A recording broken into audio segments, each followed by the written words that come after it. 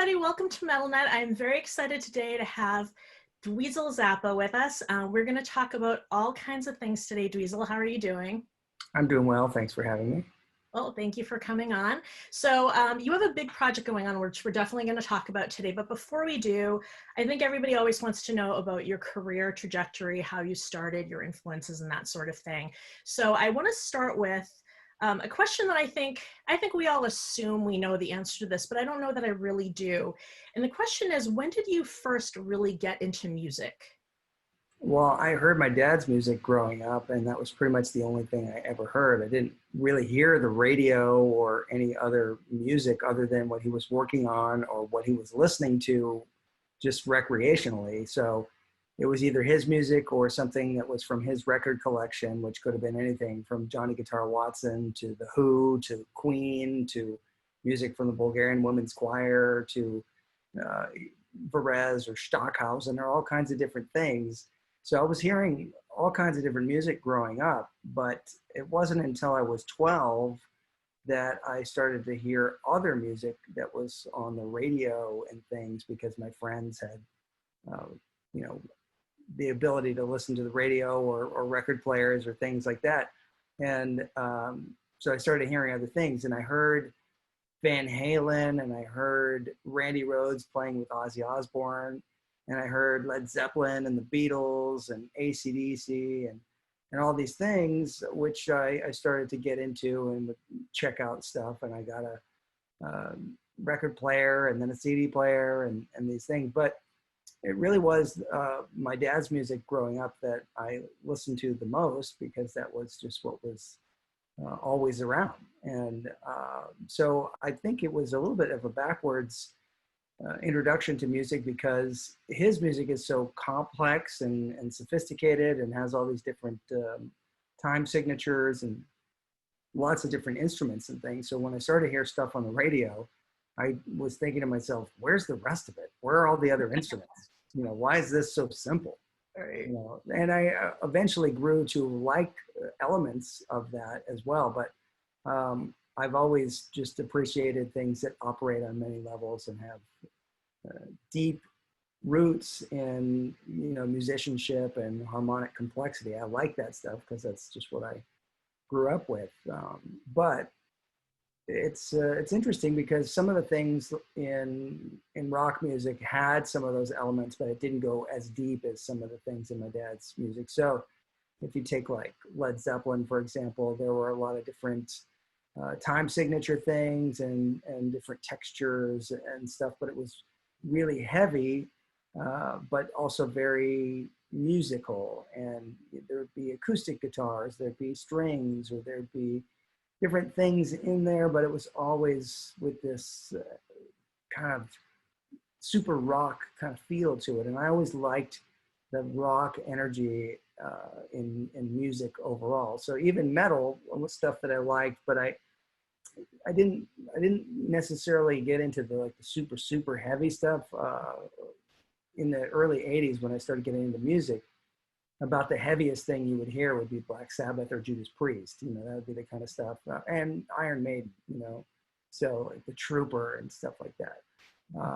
But really, I liked hearing guitar. My dad played guitar, so I was really into anything guitar oriented. And little by little, I got into playing, and I taught myself from listening to records. I had the good fortune to have a couple of lessons with Steve Vai because he was in my dad's band at the time that I started playing.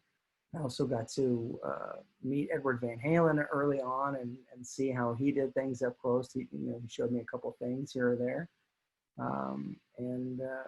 So that's what really started it. My dad would show me things too, but he was not like a pyrotechnic guitar player. He was a totally different, coming from a different place as a composer who was, as an improvisational player, he had this amazing vocabulary that I don't think anybody had the depth of vocabulary that my dad did as a composer or as a guitar player. He could spontaneously compose anything and not repeat himself. And he had all these colors that he could use because of that. And so I always appreciated it, but it wasn't until much later that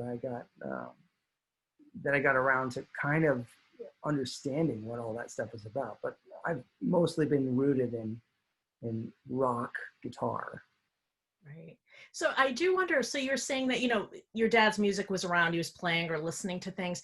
Was it more that you just kind of, your family maybe like waited for him to put something on if he wasn't the one playing or composing himself, and that's all you heard? Because I do wonder, like, he must have toured quite a bit. And when he was on the road, what happened? Were you like in his record collection listening to things that you were used to listening to?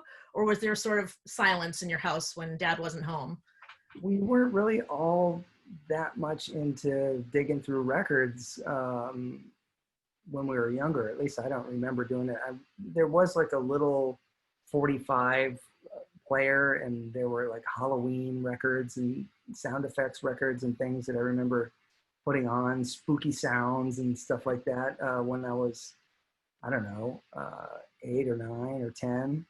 But beyond that, earlier than that, I wasn't really digging around and trying to check out records. And it wasn't until I was 12 that I started to really, think, oh, there's other things that I could listen to as well. But when we drove around in the car or drove to school, I don't really remember hearing the radio much until I was 12.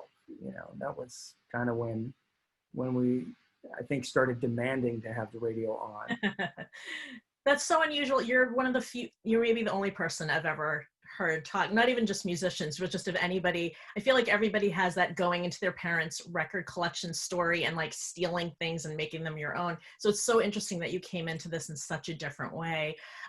So you had mentioned that 12 years old is like when you started, kind of hearing all this other kinds of music.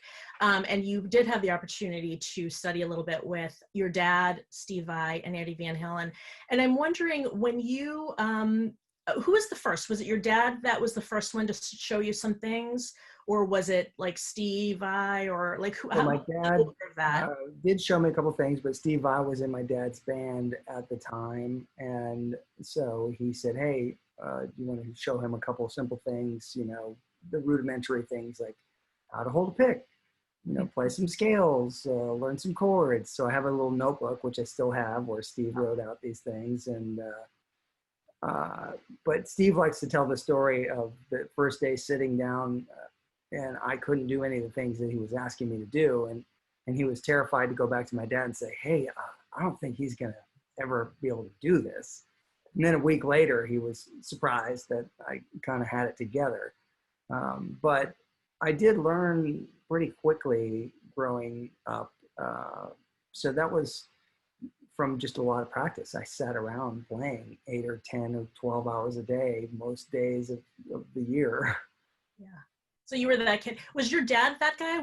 Did he sit and play a lot? Like, did you see him, was he in the habit of doing that? Or was that like a you thing? Well, the thing that's interesting was he was working on music every day, but he rarely sat and played the guitar. He would play guitar right before going on tour, but otherwise he wouldn't even touch it. Because as a composer, he could write just the notes on the page without even having the instrument in front of him. He did like to write at the piano, but most of the time he was going through tapes and mixing things or editing things and turning them into albums. He recorded every show he possibly could, and those became the over 65 albums that he made in his lifetime. That's pretty amazing. The other question I have for you is, everybody knows that you have a relationship with Eddie Van Halen. When did he come into the picture of like showing you some things on the guitar, and how did that go? Like, how did that come about? It's really unclear to me how he ended up calling the house, but just one day there was a guy calling saying he's Eddie Van Halen. Now, this is before MTV. This is before seeing musicians being interviewed on TV. So the only thing you really knew about musicians was their albums and the pictures and the liner notes. You may hear them in a radio interview, but you rarely would ever see them talking, and you didn't really know people's voices. So we had no idea or no way of knowing whether it really was Eddie Van Halen who was on the phone. But somehow or another, he ended up calling. My mom picked up the phone and she said, hey, this guy says he's Eddie Van Halen. I'm like, what? So she said, get on the other line, tell me if you think it's him. I don't know, it could be. And so my dad got on the phone, they started talking, and then about 20 minutes later, he was at the house. He just drove over. He showed up in the women and children first jumpsuit. And for me, seeing him enter, walking into the house, he was coming up the staircase. And in my mind, he was like backlit with a smoke machine and like, you know, the ultimate superhero entrance. But he had a guitar with him that wasn't in a case. It was a purple Strat style guitar with 2 humbucker pickups, a neck pickup and a bridge pickup, which was unusual because he usually didn't have that. And it had tape over the headstock. And it was one of the first Kramer guitars. When he started to endorse Kramer guitars, that was one of the first ones that he had that he was just messing around with. So this purple guitar, he walked in with this guitar, and I immediately asked him to plug it in and start playing Mean Street and Eruption and all these things that I wanted to see how he could do or how he did it, because at that time, there was nothing like YouTube where you could see people doing stuff. You just would listen to it and think, how is he doing that? And when I got to see it up close, it really made a big difference in terms of how I could play or think about playing guitar, because I saw, oh, these are the areas where he's playing this stuff, and he's using open strings and he's doing stuff that I would never have even guessed, but it made a big difference in that moment. So when he came to the house, I'm guessing that he's coming to see like the Frank Zappa, right? Which is huge for any musician. And then he walks in, and you were how old at this point? Wow. You were still 12. Wow, a lot of things happened when you were 12. Yeah. So he walks in and he's got this fanboy like ready to like watch everything. Did that whole day, was it just like you being like, can you play stuff for me? Or was he there a while, and did you just kind of like hang out with your dad as well? Well, he was there. He came over. It was around 8 or 9 o'clock at night. And I had a baseball game the next day, but he stayed until about midnight or 12:30, something like that. And we sat around playing the guitar. My dad invited Steve Vai to come over as well. So it was Steve Vai, Eddie Van Halen, my dad, and me. And this purple guitar was getting passed around, and people would play little bits of things on it here or there. And it was a really cool experience. And I remember distinctly going to my Little League baseball game the next day thinking, I don't really care about baseball anymore. I'm sure, being a fan of Eddie Van Halen's, and I'm sure you knew that Steve Vai was like a really talented person because he played with your dad. But did you really understand and appreciate like what a huge moment that was to have like those 3 men and yourself? You know, you would go on to become well regarded as well. But in that moment, did you understand that like you're in a room with these 3 people who people would just fall over to meet or study with, or just to be in that room to hear you guys doing? Well, there was never really a notion of the celebrity side of it in any way. It was just really about people that were really talented, and it was so cool that you could see this stuff up close. It was unusual to have somebody that was really well known in that way, even though I knew my dad was well known because I would go to the shows and there's a lot of people there and people wanted to meet him and these things. So I had some sense that, you know, Edward Van Halen was more well known because his music was on the radio so much. And, but it really was just because I loved his music so much, and the fact that he was there, it was amazing to be able to see him do some things that I never would have seen up close. Nobody would have seen up close, really. I mean, unless you had front row tickets every night, you know. That's amazing. And then when was that? That wasn't the only time you you didn't really study with him that night, but you did get to study with him a bit. Well, I never did it like lessons or anything like that, but I got to play with him on different occasions. The first thing we did together was not long after that meeting. I don't even know how this happened, but my dad must have talked to him, and we had a studio at the house. So I ended up recording 2 songs that were produced by Edward Van Halen. And this was really only weeks after he had come over.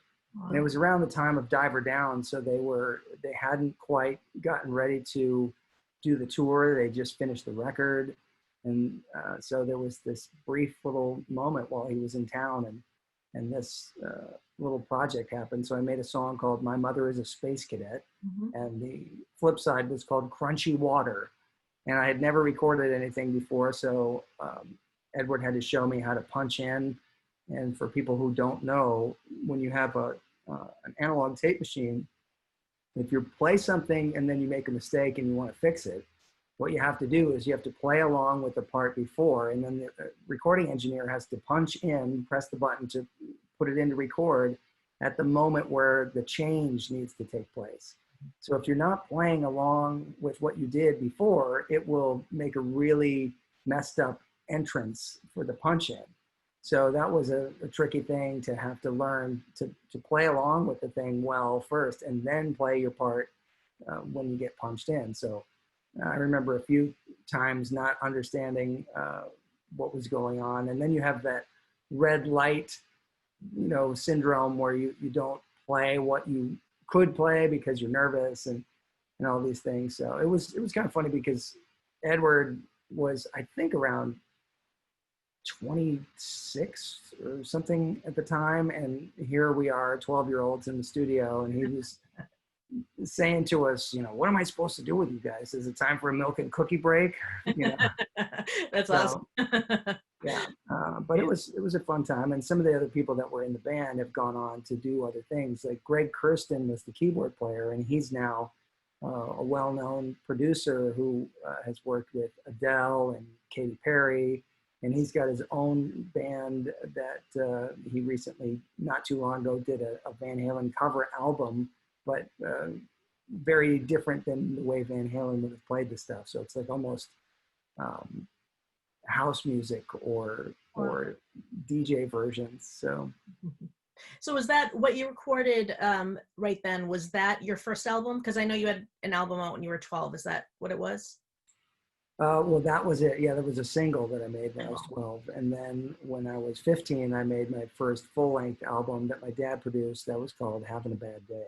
Oh, cool. So I'm kind of blown away that if you really started playing when you were 12 and you got to a place that you were able to record when you were 12, how do you feel, how do you think, I don't even know how to ask this because that kind of blows my mind that, I mean, you were around music your whole life, you have a father who's a musician and you saw probably a lot of things that most of us didn't see, but that's a very short span of time to sort of pick up an instrument and then go and record, 2 whole songs. How did you get there that quickly? I mean, you said you practiced like 8+ hours a day, but was there something else that you were doing? Like, are you just that person that really pays attention and can pick up things? Or I just feel like there's something there.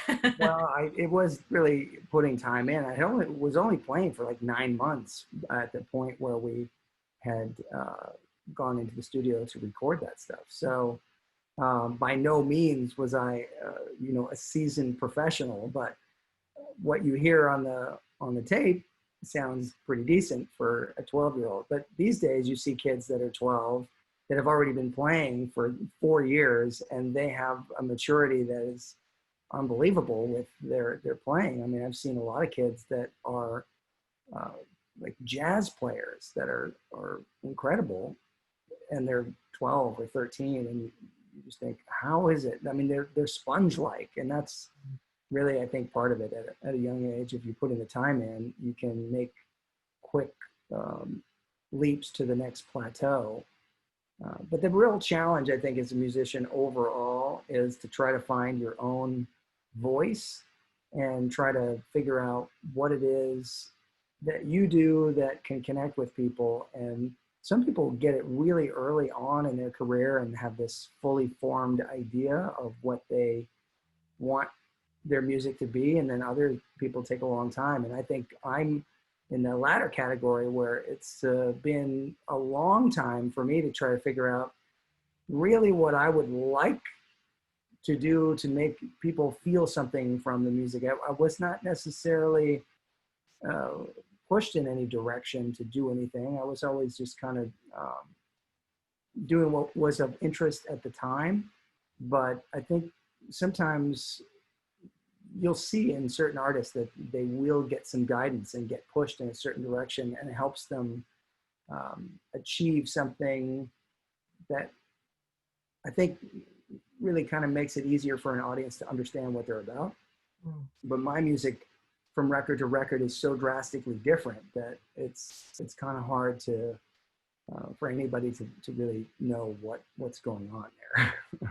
What is it that you think allowed you to be able to do that? Was that a conscious decision of, you know, you said that nobody really pushed you in any particular direction, but I do find that a lot of musicians do make albums that are nothing like what they really wanted to make. You know, I think a lot of female musicians, it seems, get pushed to make pop albums and things that are danceable or, you know, something that you could shake your hips to. And then later they come out with something that's really different. And sometimes as an audience member, it's hard to accept if, you know, you've defined this person this way and you enjoyed them for this kind of music. It's hard to catch up with them later. But a musician like yourself, you've played, you know, a lot of different things, but I think as one of your fans, I've just kind of always followed you, you know, and gone along. But was that something that you, at some point in your career, did you have to just decide that I'm gonna keep doing this until I find where I want to settle in, or was it just? It's a strange thing because over the last 14 years, I've been playing my dad's music live, and I haven't done a whole lot of my own music during that time because I haven't had time. I made a couple records in that time span, and each one is very different from the other. And one of the most recent other things that I did that it hasn't come out as a recording, but at some point I hope to be able to do something with it, is I did a concert in Holland with the Dutch, the NNO Orchestra, which was a 100-piece orchestra, which asked me to write some music for them. And I had never even considered writing any classical music, but here I am asked to do this. And then I'm like, okay, well, I guess I've committed to doing this. I got to write some orchestral music. And that was, the only reason I was able to do it was because of all the years of learning my dad's music and really getting inside of how he arranged things and putting things like that, because I never went to school for that. And my dad taught himself everything he knew about music from going to the library. And I'm not a person that reads music. So writing this orchestral music, I had to do it on my computer, and I was doing it in a way that it actually sounds quite crazy, but it was very effective. I would actually on a computer, you can make music by drawing shapes. So you can take a pencil tool and you can go into a MIDI program and you can basically just draw in these shapes and then listen to it. And then I would rearrange whatever I didn't like, and I would just make stuff based on drawing all these things first. And then it was really just more of a, I don't know, a random, I was reacting to the music because I could hear it and go, I don't like that, I'm gonna do this, I'm gonna do that. And that's just how it got made. And I never even, for that classical music, I never even picked up an instrument. I just did it all on the computer, which I had never done before, but the music turned out way different than anything I would have done if I was trying to write it on the guitar. So I learned a lot of things from that as well, from just working with all those different musicians who work in a very specific way.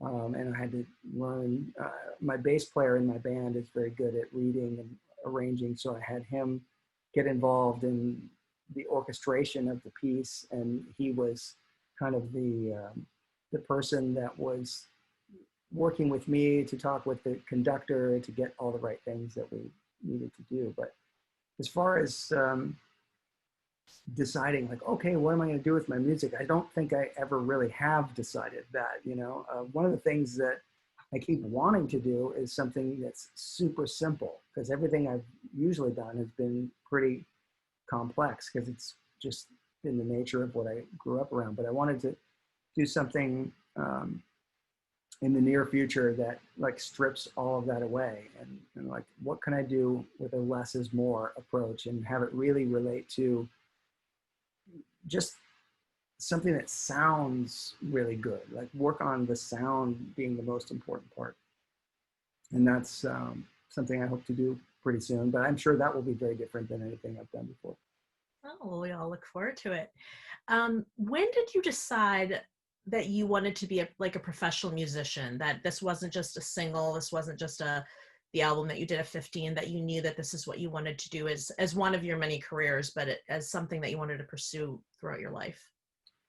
Well, you know, my dad had said to me that the music business was the worst business ever, and that I probably wouldn't enjoy it. So, and he said it's not based on talent or skill, so you're going to just constantly have compromises and things. So just be ready for disappointment.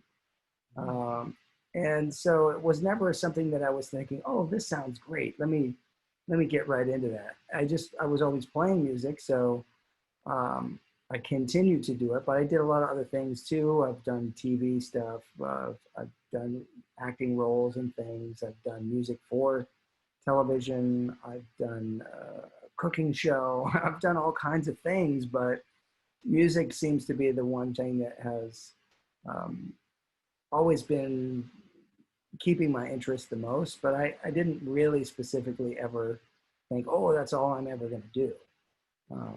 So I think ultimately one of the things about music is that if you're wired to really enjoy it and want to do it because it's a creative passion, you'll do it regardless of whether it makes you money or not. And there are a lot of people that just are wired that way. And I think over time, I realized that I'm mostly wired that way, which I'll just keep doing this stuff anyway. But it's a tricky thing because we're at a point where music is, people really like music, but the consumer side of it, the value of music has been transferred elsewhere. And what I mean by that is a consumer is very happy to have access to music in a membership way where they're renting music. They're not buying the music, and they're not buying it directly from an artist. And that is something that really has never been a priority. But there are people that actually do feel better when they can support an artist. They go, I would like to buy their music from them if I could. But it's really not been something that's easy to do. And in this day and age now, with COVID and musicians not being able to tour, it's more important than ever for people to be able to find a way to connect. You know, musicians can't make music if they don't have fans. And obviously fans aren't going to get any music if the musicians aren't making it, you know. So there is a symbiotic relationship and an ecosystem there, but it needs to be a direct connection at this point for the business to move forward and for artists to be able to sustain themselves. So for me, that's another phase of things, of trying to figure out the music that I want to do, but how am I going to reach people if I'm not able to tour and do the things that I normally would have regularly scheduled for the last 14 years, you know? Yeah, I would say it's been a challenge even as a fan, because I'm old school enough that I remember that sacred moment of, you know, saving up for the album, deciding which one, buying it, taking off the shrink wrap, and just being so anxious to read the liner notes, which is so special. And I find it really frustrating because sometimes you do just buy the album online somewhere. And I tend to, especially for like metal and rock bands, I'll still buy the CD. I can't not own the CD because I don't know what's going to happen to my music. Sometimes I buy stuff and it just goes missing and it makes me crazy.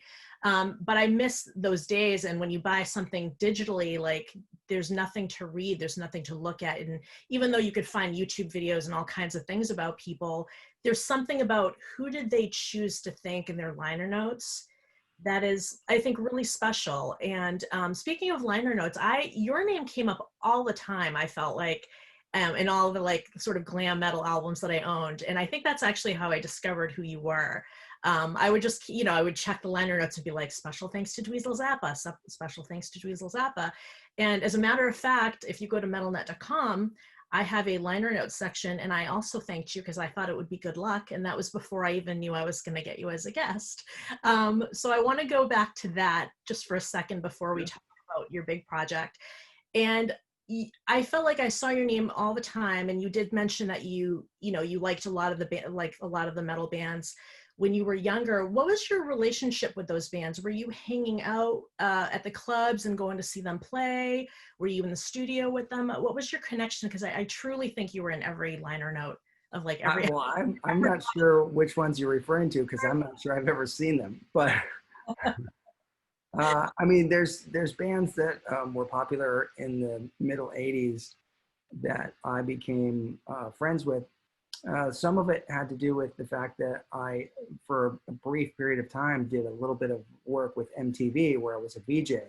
So I was introducing a lot of videos, and some of the videos that I was talking about were bands that I actually liked. Some of them were not bands that I liked so much. And I used to be a little bit snarky about that because, you know, when I was first doing the MTV stuff, we would have to do these things where you would announce the things that were coming up, and then you would come back after a commercial and you would recap what you might have just seen. And so when something was in heavy rotation, you would have to do all these back announcements. And it was always, to me, there were songs that I just couldn't stand, and I didn't like the video either. And so I could not like fake that I didn't like it. So you'd see me doing things like, oh, well, you just saw Lionel Richie dancing on the ceiling. I'm sorry. You know? And so even though I actually appreciate Lionel Richie as a songwriter and he's done a lot of good stuff, I didn't particularly like that song. Right. And it was one of those things where over a period of time, I think people were amused in some ways to see what I would like or not like. I was almost like Beavis and Butthead before they ever showed up, because I was making comments about things in ways that were ultimately not to the liking of some people. But but you know, I think I did end up being friends with some different bands because of our paths crossing with MTV things. But I remember in, you know, like the metal kind of stuff like Rat, I became friends with Warren DeMartini, who was a really good guitar player that, you know, there's always been a handful of players that stand out. And in the world of rock music, you know, Warren DeMartini in the band Rat, his style of playing, he was a really good field player and had a lot of improvisational elements to what he was doing, and he sounded different. It was bluesy, but there was some sort of pyrotechnics in there as well. And I ended up meeting him. I used to go to see their shows, and he didn't live too far from us, so he used to come over, and he ended up being friends with my dad, and my dad liked his playing, and Warren used to use these metal picks, and my dad started using metal picks because Warren used metal picks. Oh, that's awesome. I have to say, of all the things you've ever done, I envy you the most for the MTV Veejay gig, because that's like the gig I always wanted that I'll never have. So how is it that you came to lose your MTV Veejay gig? Well, I never really, that was not something that I focused on. People thought I was on there all the time. I only did 12 weeks over a period of 2 years, and I was never like part of this big, you know, I wasn't hired as a full-time VJ. People just seemed to think that it was on there I remember you just being there, yeah, all the time. I didn't really love doing it. It was okay, but it was one of those things that it was kind of frustrating because you had no say over anything. So if I did, at a certain point, if I did make a comment about something, like I remember there was a time when there was a 7-Up slogan that said, feels so good coming down. And so I would have to say, like, this is brought to you by 7-Up, feels so good coming down. And I'm like, what does that even mean? I started talking about these things, and then like, oh, you can't talk about sponsorship stuff. You can't make fun of slogans. I'm like, why? So they didn't like that, and I didn't like, having somebody say, oh, we got to do this segment again because you said that. So I just ultimately wasn't doing it anymore. That's amazing. So you did a couple other things I just want to touch on before we move on. You were in a show with your sister called Normal Life. Yeah. And I loved that show. In fact, my brother recently sent me an episode because we watched it way back when. He's like, remember this? I've been watching it. And I rewatched it and I still love it. And I wondered how you and your sister felt about it. Is it what you wanted it to be when you pitched it to? No, it wasn't. And so the problem was we had pitched this show. It was for CBS, and we had pitched this show that was, for lack of a better description, it was more like Addams Family Ties. It was like a sitcom but it was supposed to be able to give you a sense that the family was a little bit odd. And, the Addams family was the best representation of what was odd, but to them, everything in their house was normal, right? So there was going to be this kind of sense of things that were a little bit off, a little bit odd. And then the show was pitched that way, and it was bought as that. But as soon as it went into production, the network said, hey, we have a great idea. Let's make you guys really normal and give you wacky neighbors. And then suddenly it became like Charles in Charge. And it was the tone of the writing and all this stuff wasn't exactly what we were hoping for. And I remember there was one guy that used to show up. He was the head writer. And this is something that I've never seen before and may never see again, but some days he would wear a toupee and some days not. So if you wear a toupee, you wear it because I'm assuming, want people to think that you have hair, and you would prefer them to think that all the time, not just some of the time. Yeah. So this guy was like convertible hair, like some days like totally, Captain Picard, totally cue ball style. And then other days, full head of hair. Did not get it. And that guy was one of the worst, most hackneyed writers in the history of television. But that was the kind of thing that, that right there, you're like, okay, well, if this guy has convertible hair, it's no wonder these scripts are not very good. He should have been one of your wacky neighbors. Yeah, it was weird. I mean, I was about 18 or 19, maybe 19 when we were doing that. Moon is 2 years older than me. So, and there was this movie that Bobcat Goldthwait, the comedian, had made that was pretty hilarious called The Making of Bikini School 3. And there was a scene in it where a guy was a lecherous TV director, and he was talking about working with this actress. And he was saying, like, working with Jessica is like working with wet clay. She just says, mold me. And it was this over the top thing where you thought, oh, that guy seems pretty hideous. And when we're on set, one of the directors was talking to my sister, and he says, it's great working with you because it's like you're wet clay and you're just saying, mold me. And we're like, oh my God, that's the guy. That's the guy that this is based on, so it's terrible. Did you at least enjoy working with your sister though? Like, was it fun to like do something together like that? Yeah, that was fun. Yeah. But it didn't end up being the tone of the thing that we wanted. We did 13 episodes, and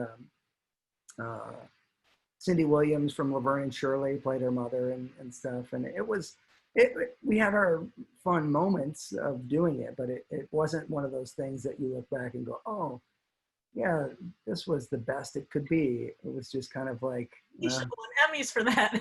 Yeah. Well, speaking of projects, I have this is one of my most coveted possessions, which I realize today may or may not still work. It is a VHS tape of a show called Happy Hour. Okay. And my brother and I happened to be in LA visiting my brother when he lived there. while you guys were filming the show. So I'm on Santa Monica, I think I was on Santa Monica Pier. This guy's like, oh, do you want to like be in the studio audience for a show? And I knew you guys were doing happy hour, but I don't think it had aired yet. I think you probably filmed them all at once.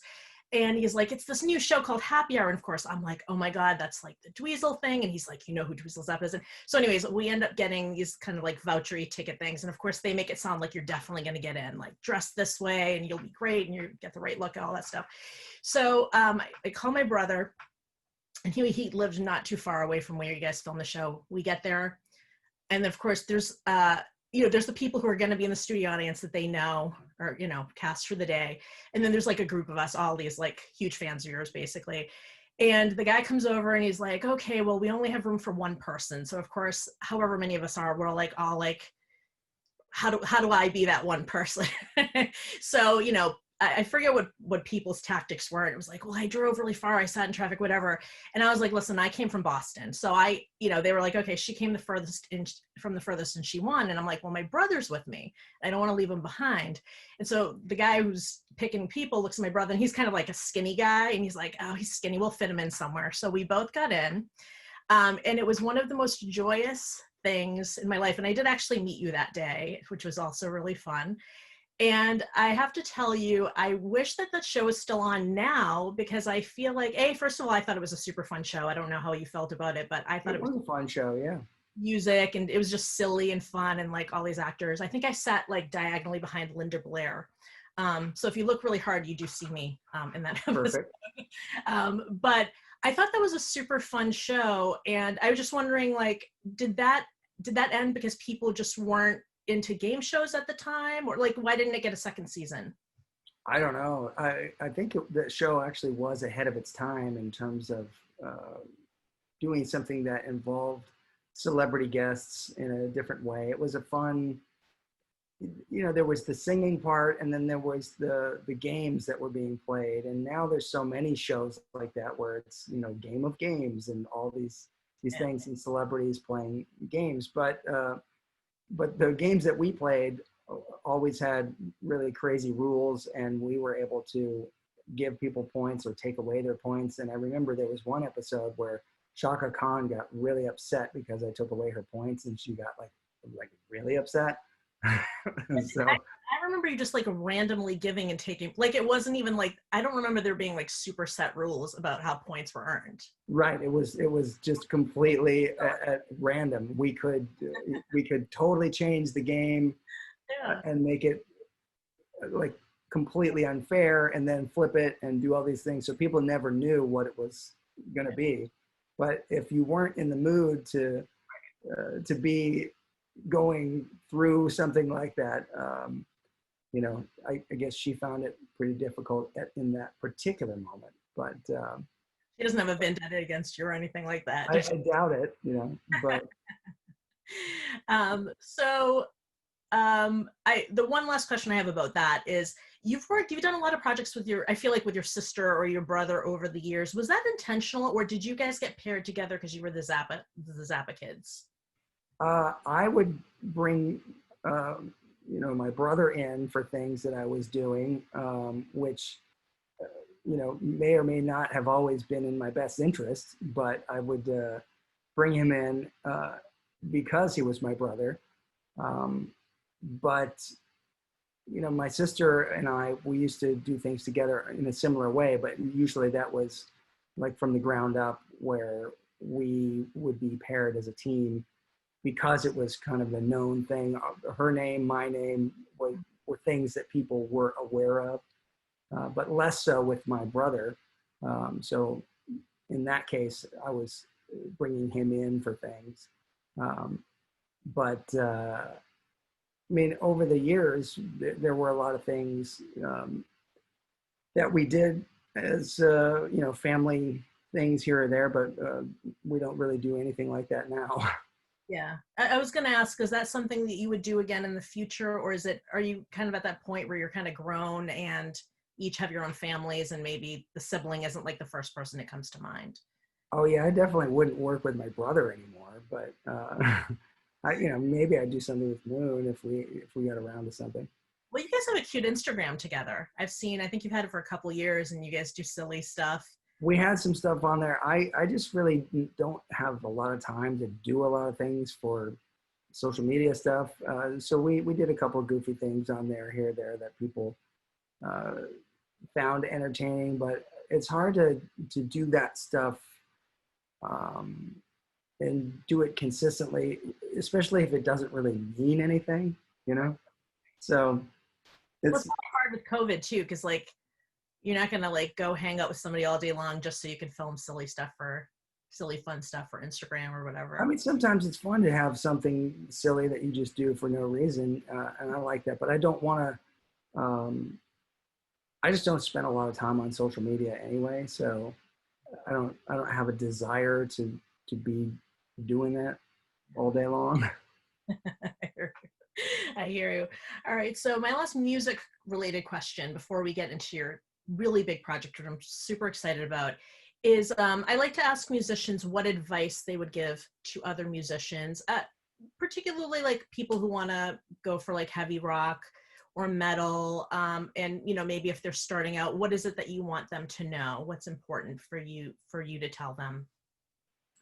Well, in the world of metal, it's changed so much. And so audiences are interested in things that are surprisingly diverse. I mean, there's a lot of stuff that is not, you couldn't even call it melodic, that's very popular. And it's just super intense rhythmic things, detuned instruments, really low, rah, rah, rah, you know, like Cookie Monster vocals and stuff, you know, and some of that stuff, you if you tried to relate it to anything that ever came before it in the world of pop music or anything, um, you're not going to get it. Nobody's going to understand what that is. So that has to be more of a feeling that people are connecting with than the actual melodic sensibility of it. And so I think I'm always fascinated when these super, super heavy bands become really big and have big audiences that get into this stuff and they know every detail. Because for me, it's a little bit hard to follow some of that music because it's it's not as hook based as things that I grew up with or enjoyed more. But I love the fact that you can be making music that is outside of the framework and find an audience. And so there's a really interesting band that has like a combination of that kind of stuff, but then out of nowhere, a beautiful melody and a female voice, you know, that Lacuna Coil band. Um, Yes. you know, that to me, if you were to try to describe that and say, hey, there should be a band that does this, people go, what are you talking about? Why would you ever do that? You know, and that's like one of those things that I love where somebody just finds their way there and they do it and then it sounds great. And but it's not something that anybody else did. They climbed their own mountain and they did their own thing, you know. So They do, that kind of stuff like just is, really they captured something special. yeah, and I love that that's possible in music. But the thing that is frustrating is that the value of music is not there for the people that are making it. So, you know, when I was talking earlier about the value being transferred elsewhere, if you think about it like this, the the memberships that Spotify creates for customers, they're excited because they go, oh great, I could have access to all these millions of songs. And they're not buying it, but they're paying money for a membership. But Spotify's not actually paying for the music that they get, that they're delivering to these people. And so the artists are consequently not getting paid fairly for the music that's being delivered to the people that are having this membership experience. So Spotify gets to make a ton of money on selling a membership, but without paying for the music that they're offering to the people. So if you look at it like if you were going to rent a car company would still have to buy the car that they're renting you. They'd have to buy it from a car company so they could rent it to you. But it doesn't work that way with music. You know, the companies that are streaming this stuff are not buying this stuff and then giving it to you in your membership. And it really ought to be that the value of the music should be with the people that made the music. So if you're a fan, it really makes sense to want to support the people directly. And there are a lot of people that could get behind that if they really had a place to do it, and they wanted to be exposed to the very best of what their favorite musicians did and have the best access and have this reciprocal relationship. That would be a dream come true for a lot of people, to have that kind of ability to access musicians and have a special relationship with them. And so that's one of the things that I've spent a lot of time working on the last 2 years is a platform that would do just that, which we call Reward Music. And it allows artists to put all of their content in one place and then have a permission-based fan base where they have the emails of the people, and they are in direct communication with their biggest supporters. And the real difference is, if you are, as a fan, thinking about supporting an artist,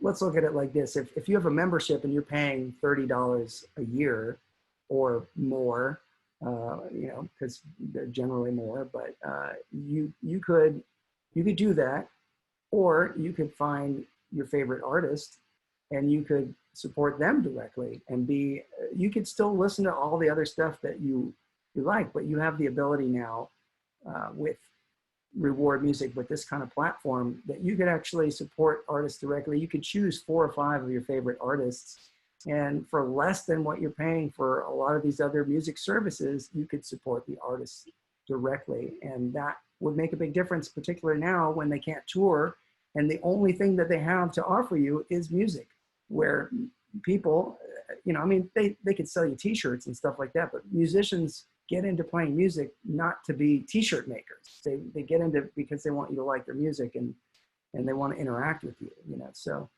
that's the important part here, is that music needs to be revalued, and fans need to understand that there is a need to be re-educated as to how artists actually are struggling to earn a living when they can't perform live. They're restricted from doing what they would normally do. Their crew, the people they work with, everybody in the music industry in one way or another is being heavily affected by all of this. And, you're going to see there's a lot of venues that will just disappear. Musicians that would have otherwise been continuing to play music will have to quit and do other stuff, because unless there's a direct way for artists to have a relationship with their fans, it's going to be too difficult for people to move forward, because we don't have any idea when things might even get close to normal again. Right.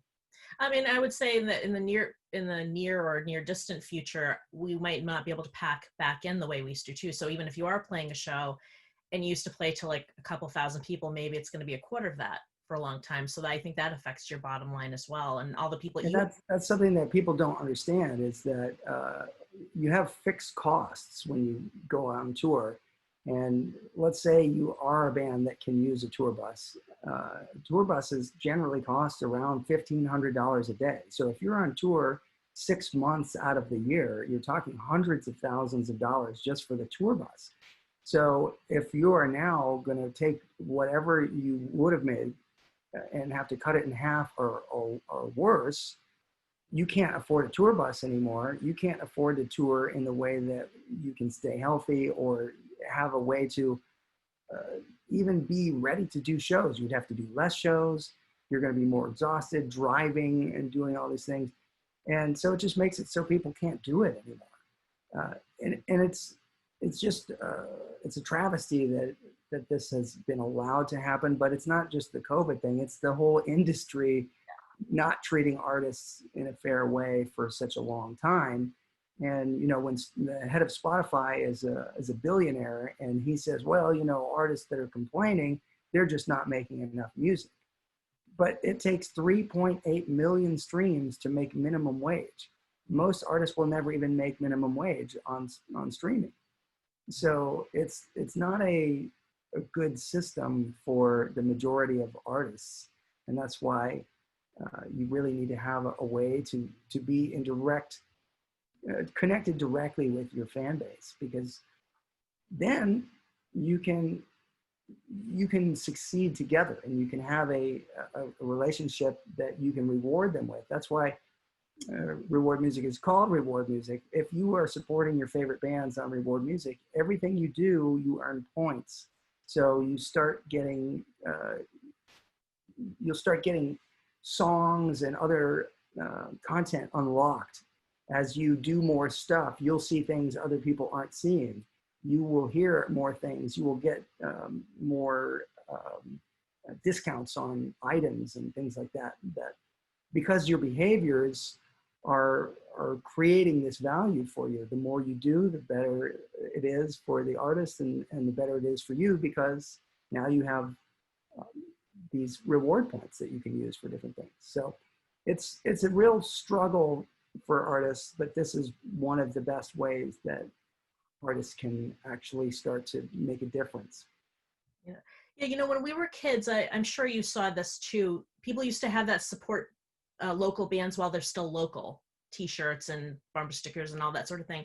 And it never occurred to me in a million years that that level of support would be lost for like established bands and artists. So when I saw the reward music on like on your socials, I was really excited. And so congratulations for, you know, getting this project out there and for launching it. I think you launched just days ago, like a week ago or something like that. September 28th.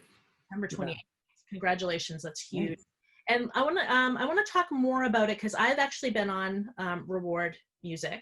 I'm there as a fan. I was able to find you and a few other artists. I found Bobby Rock was another person I was interested in.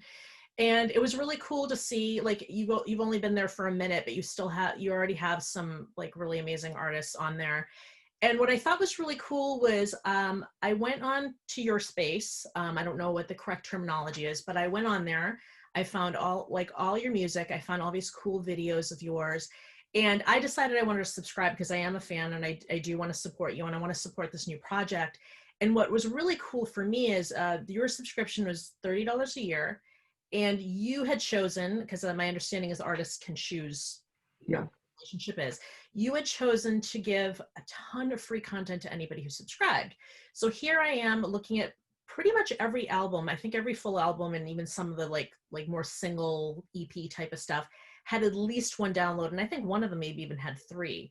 And I'm sitting here going, well, if I was on iTunes trying to buy all these same songs, it would have been the same money. But now I also have access to you in a different way of when like new stuff comes out and like maybe some, you know, behind the scenes stuff that maybe other people don't get, which I think is really special. And I was also able to friend you, which is not to say you can't do it in other places, but it's like in this one space where you're gifting me your music, I'm giving you support. You know, I asked you to be a friend, you friended me back, that, you know, you replied to one of my comments, which was, again, really special. And so I'm already really loving this space and I'm excited to see more artists use it. My first question to you is, aside from what I mentioned, what other interactions do fans have when we get on? What else can we do when we find someone like you or Bobby Rock on Reward Music? And what are we seeing? Because I realized I could go through Reward Music and find a list of musicians, but I could also just go to dweezilzappa.com. So that's the interesting thing that people will probably get confused about, but I'll help you understand right now. So Reward Music is the platform that hosts artists' websites. And so dweezilzappa.com is a Reward Music powered website at this point. So when you go to dweezilzappa.com, it is a Reward Music site, but it's not Reward Music itself. And what I mean by that is if you go to rewardmusic.com, you're in, whoops, I hit this microphone.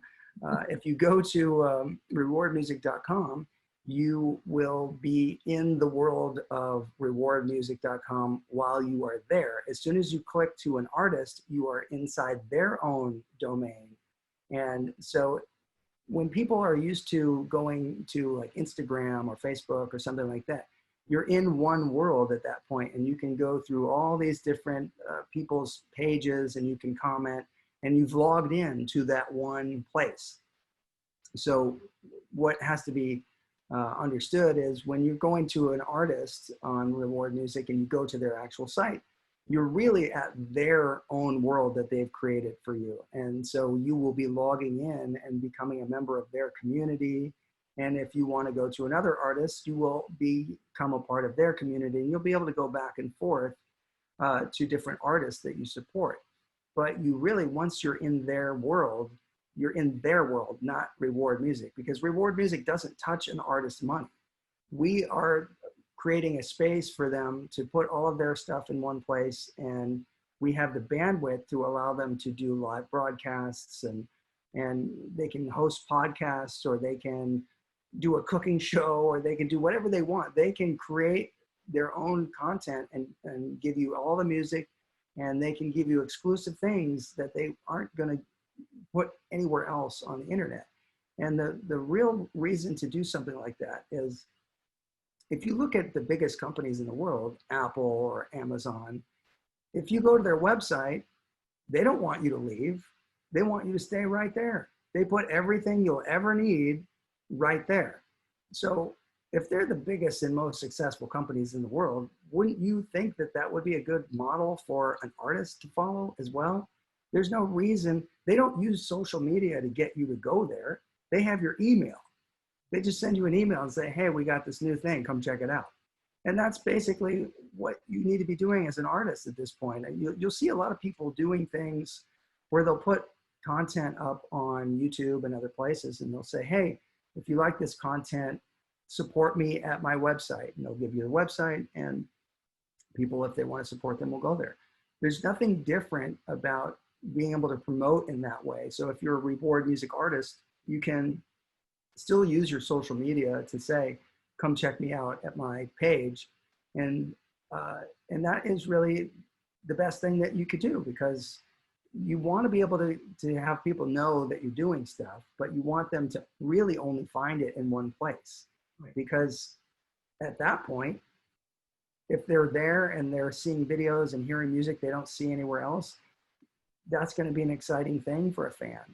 And if you're able to connect with them directly, and you can do live chats, and you can do ask me anything style meetings, and you can do anything you want on there, because it's your own world, and you can broadcast live and do all these things, that is the benefit of something like this. It's now your full on broadcast channel. It's all of your social media needs in one place. Again, you can still promote to these other places, but it's beneficial for an artist to have their stuff easily found in one place.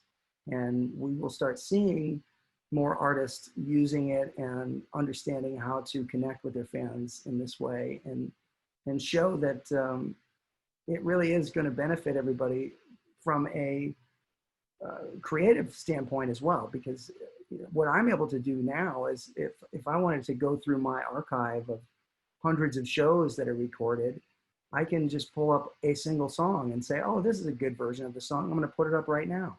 I can give it to people for free, or I can charge money for it, or I can do whatever I want, but I have a place that I can put it and say, here it is. It's only going to be in this one place.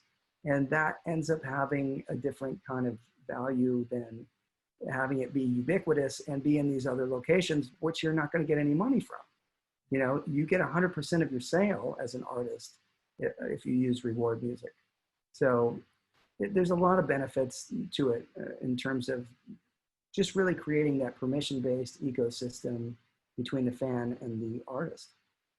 Well, and I noticed I can also download the music. So it's not that I have to go to dweezilzappa.com to listen to that music. I can download it and listen to it however I like once I've purchased it or, gotten it from you. Yeah, you have the ability to stream it. Like when you were talking about the subscription, the way I've set it up for my subscription is that every album, and I think there's like 17 albums or something, has at least one free track, sometimes more. And so the subscription gives you the automatic free downloads from something from every record. But then you also have the ability to stream all of the music that's from all of those albums. So you could listen to the entire album there, but if you wanted to buy anything else from it, you could, and download it as well. So there's a lot of flexibility with it. And soon I'm going to have a lot of videos because of some concerts that we filmed over the years. We're going to be able to release them and stream them and do all these things where I wouldn't have had an ability to really release them before, because DVD sales have gone, so far into the basement that it doesn't make sense to even make DVDs for most people. But if you have concerts that you want to have some value out of because you spent money to make them and produce them and record them and all that stuff, streaming them in one place in a subscription manner or a pay-per-view manner is the way to get the value out of these things. And you can give away some tracks for free, but you want to be able to say, hey, come check this out. So I have a lot of stuff like that that's going to be appearing and premiering soon. But this is a real work in progress. We've got it up and running. Everything works as it's supposed to, but there's always fine tuning that you can always do with websites and stuff. So I think there's going to be a lot of artists that will be opening up their sites soon. We have people signing up all the time, and it's going to be something that people will get used to and understand once they see what it is and see what the real value is of being able to have access to things they wouldn't have otherwise. Yeah, and it's nice because I know that you don't have anything in your store yet, I don't think, or at least last Well, time. I did when I started, and then a lot of stuff got sold, so we ran out of some things. So because what we tried to do was we tried to put only the stuff that we had that was left over from the tour, because people don't understand that it actually costs you money to make the shirts, especially on the tour. People always complain how expensive shirts are, but they don't know that, okay, if a band has to sell a shirt for $40, if that shirt has 3 or 4 colors on it, that shirt's expensive to make. That shirt's going to end up being probably $12 to $15 at least to produce. And then the venue's going to take 30% when you sell it. Plus you have to pay for the person who's selling it. So at the end of the day, you may only make $5 or $8 on a shirt. But if you have to make, for a tour, you have to buy 500 shirts in different sizes. Every You're side. spending thousands of dollars to make all this stuff, and then you may or may not sell all of it by the end of the tour. And so it's always a real tricky thing to figure out. And people don't realize that the artists are not making a killing on these things unless the shirt is just like a black shirt with white writing on it, and it's cheaper to produce. And we don't like to use stuff that doesn't feel good or isn't organic cotton or stuff like that. So we're trying to create high quality stuff, and we try to make it as affordable as we can. But I mean, prices are what they are for manufacturing, and so we had a few things left over, but they went pretty quickly when the thing opened. So we'll be stocking it up soon. The other thing that can be done with Reward is that we can do on-demand printing for stuff. So that means you don't have to buy 500 in advance. But on-demand printing, as cool as it is, it's still even more expensive per shirt. So an artist is typically not going to make much more than a few dollars per on-demand printed shirt, but they can have all these different art styles and things. So I'm planning to have multiple different things for on-demand style things if people want them. But so like if you're only making a couple dollars on a shirt, then you have to ship it. Like then you don't even make any money on the shirt. So it's tricky. There's a lot going on with all these things, and people just have a misperception that all artists are just rolling in the cash and like really doing well.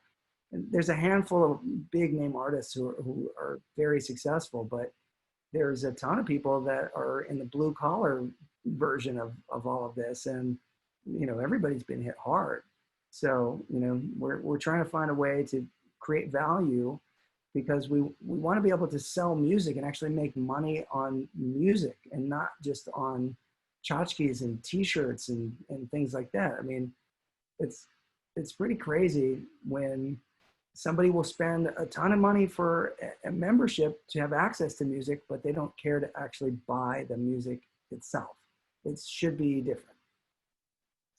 It should be different. Well, hopefully Reward Music will help be part of that shift. Is there anything else? Is there anything that you want musicians to know? Well, first of all, it's for any musician. Like, you don't have to Yeah. be on it. It's like, if you're a musician, you're out there. Is it something that could be used for other artists as well, or is it really made more for music?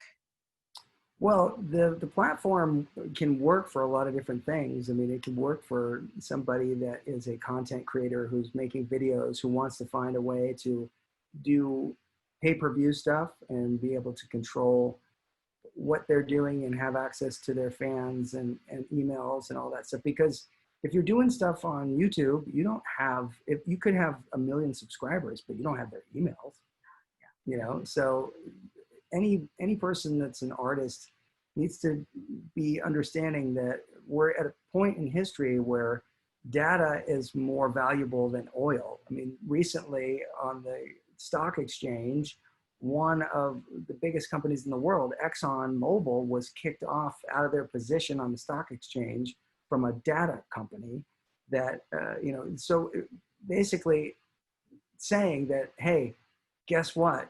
Information is king at this point, and owning your fan base connection and having that ability to reach people directly is very important. I mean, that's what all of this social media stuff is doing. It's taking in people's emails and then marketing to them things they want or don't want, but they're just being marketed to all the time. And artists bring these people to these platforms, not realizing they're not really getting the benefit of this stuff. And then suddenly they're being told, oh, if you want to really reach your fans that you've brought here, you got to pay this advertising to re-reach them.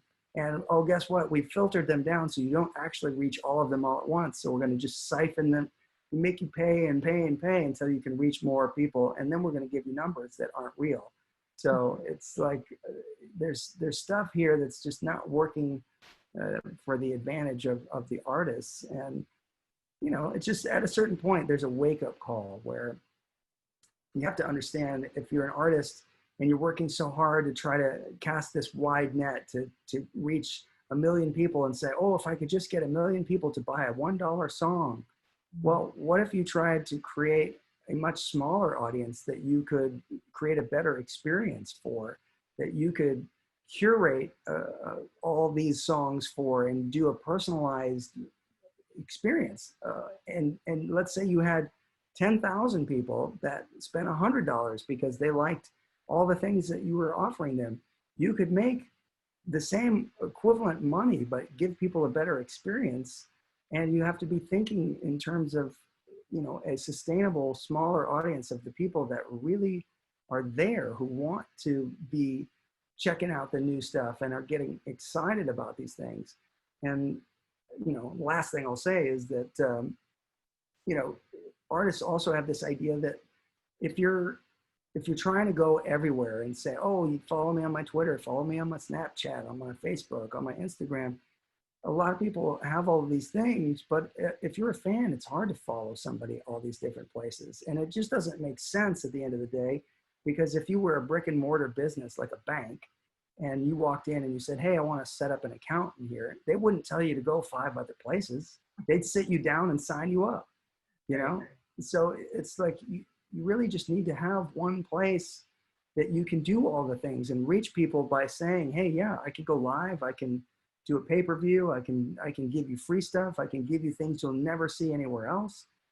And it's a curated thing. If you get those people that are excited about that and they want to come back day after day, month after month, that's a sustainable business that you can create. But really, you are running a business. It's not social media in the sense that you're, hey, you know, reward music isn't for pictures of puppies and bikinis. I mean, you could do that, but still the idea is that you're creating an experience for people, and they're going to want to have a relationship with you, and you will need to treat them well as the people that are supporting you and being customers and all that stuff. So it is a business, and you are creating that relationship.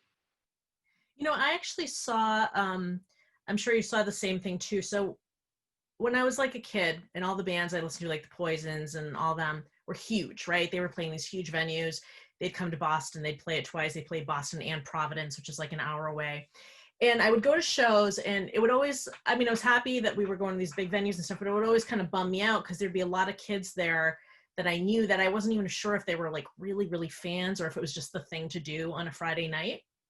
And then later, when things got a little bit smaller, even though it bummed me out that metal was kind of going away or bands were having a harder time, there was something about that experience of the really loyal people, the people who really, really love the band, being packed in a smaller club and getting to and have this more intimate experience.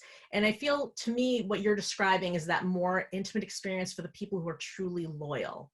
Like if I'm in there, if I'm on your site and I become friends with other people who are on your site, I know that we have at least one thing in common, that, you know, we share taste in music or whatever. And there's something really special about that. And I think that mentality of, you know, selling X number or like just being huge for the sake of being huge, I think people really do need to think about that like more logically and in what their actual goals are as a musician. Like, is your goal just to be huge and be known, or is your goal to like make the kind of music that you love and have it like really be consumed by the people who like are really excited to listen to it, to come to your shows, to see whatever videos you post. So I think this is a really special place, I think, for like the real fans. Well, it is a good perspective to have and hear from somebody like yourself who is, you appreciate music and want to support the things that you like. I mean, that's, generally speaking, people are wired to do that. If you like something, the first thing you do is you tell your friend, hey, have you checked this out? This is great. Or, you know, I had this great meal at this restaurant. You should go there. People like to share things where they had a good experience. And if you have that fan base that does that, the biggest thing you can do as a fan is bring other fans to the party. And if you're on Reward Music and you're supporting an artist and you bring people to that, you're going to make the most points for doing that. And that's one of the things that's really important to artists, is that when you find people that have a similar interest and you can bring more people to it and everybody's having a good time, then that really makes a difference for people. And, you know, artists, they want to connect. They want their music to make people feel something. They want to do something that reaches people, but they can do it so much better if they're doing it directly. It really does change the experience for the fans. And it's like you're saying, there's definitely a core group of people that are the ones that feel like, okay, I'm a lifer. I'm in it. I love this. I'm going to stick with this. And when fans can find an artist that they like and support them that way, and the artist knows who they are, and they have that ability to connect with them directly and keep giving them more of what they want, that's really all you can ask for as an artist. That's the best part of the whole thing, is you found people that dig what you do and you make them happy, and you can keep making them happy if you have this ability to reach them directly. And we're just trying to educate people enough to recognize that there is a way for everybody to win and do that. And Reward Music is very affordable for what it is. It's $20 a month for an artist to start. And Reward Music just sells bandwidth. We don't touch your money. When you make sales, you get 100% as an artist. Obviously, if you're on a record company deal and you have other deals, you work within those guidelines. And you can work on Reward even if you are with a label. It's very easy to do it, and there's nothing different. You could still be putting your music on Spotify, and you can put your music on Apple and all these things, but you're not going to make as much money from those places as you would from direct sales on Reward. So it is a way for artists to really try to understand, okay, what's the best way that I can add value to what I do for the fans and actually have a fair way to receive money from the hard work.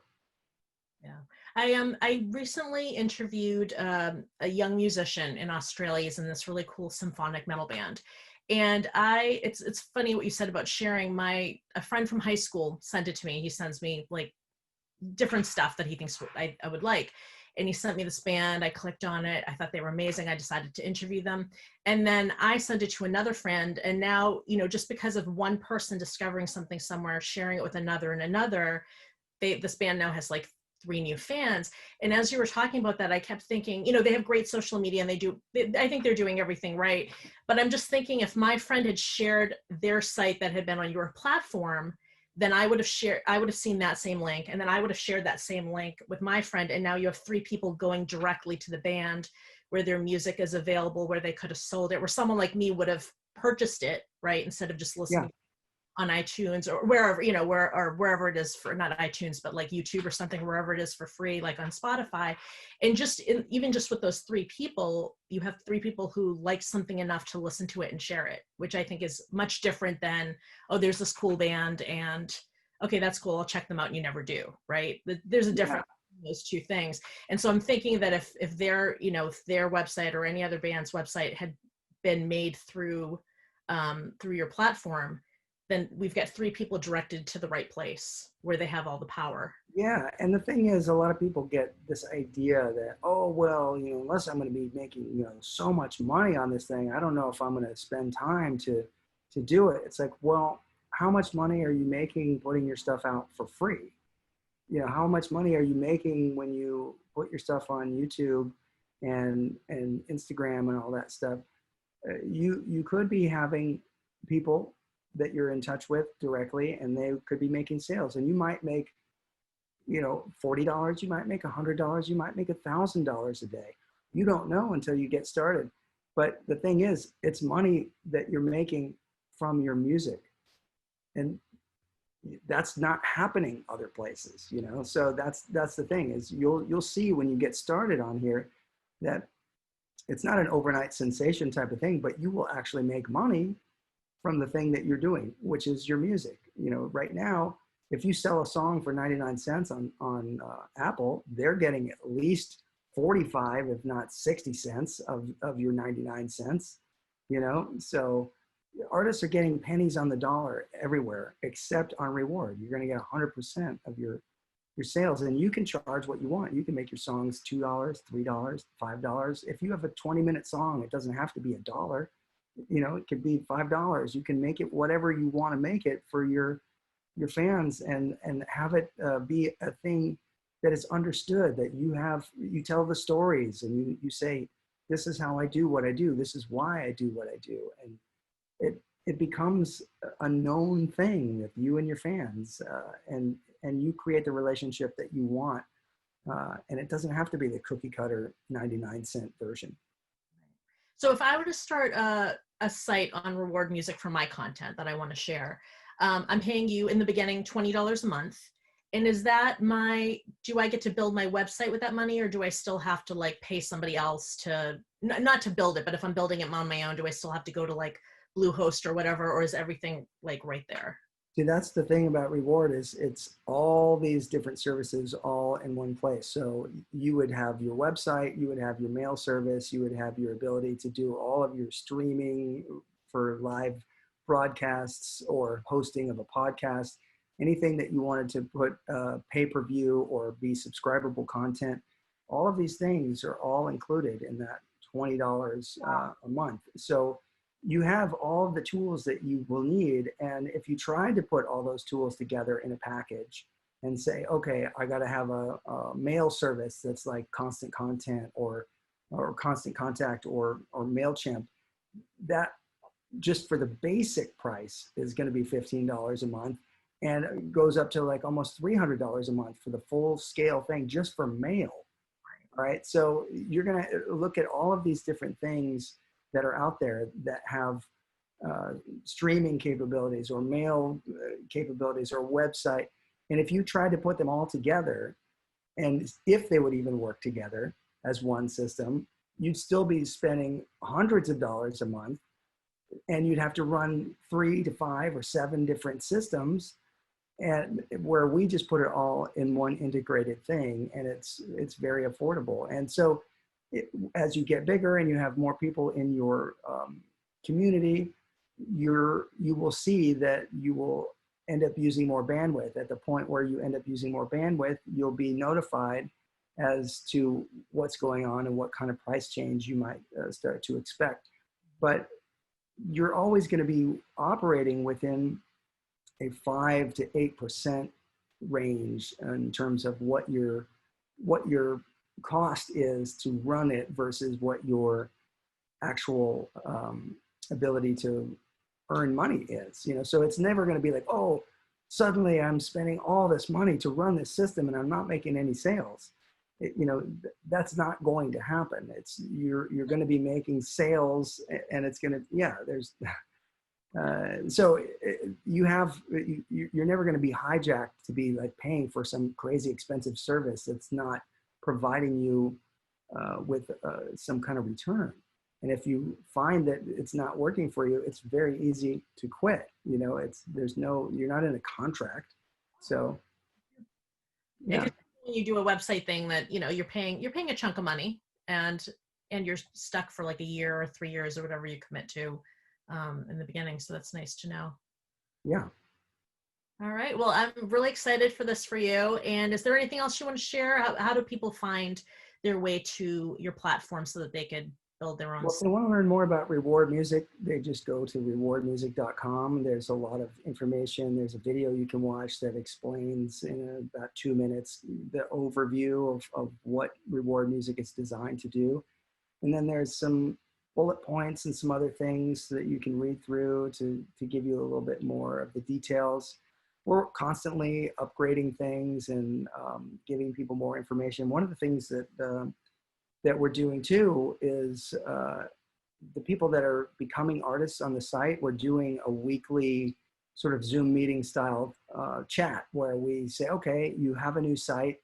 What do you want to know? What kind of strategies are you using? How are you doing your subscriptions? How are you doing this? What can we help you with? And so me and some of the other people that have worked so hard to create this thing, we get on there and we answer questions, and it's been pretty interesting so far when we've been having these meetings, because what we'd ultimately like to do is actually create a course where people can feel like they have actually gone through the whole thing and be certified to understand, okay, I can actually do something within this modern record business. I understand the things to look forward to, things to look out for, and the way that I should create value for my fans and the way I should be treating them and all that kind of stuff. Because,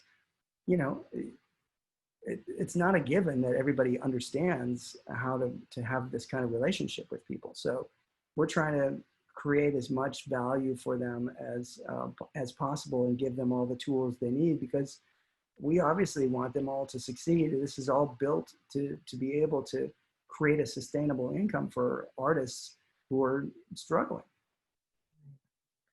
Well, I love that this is mission-based. It's really about the music and protecting musicians and building that community again.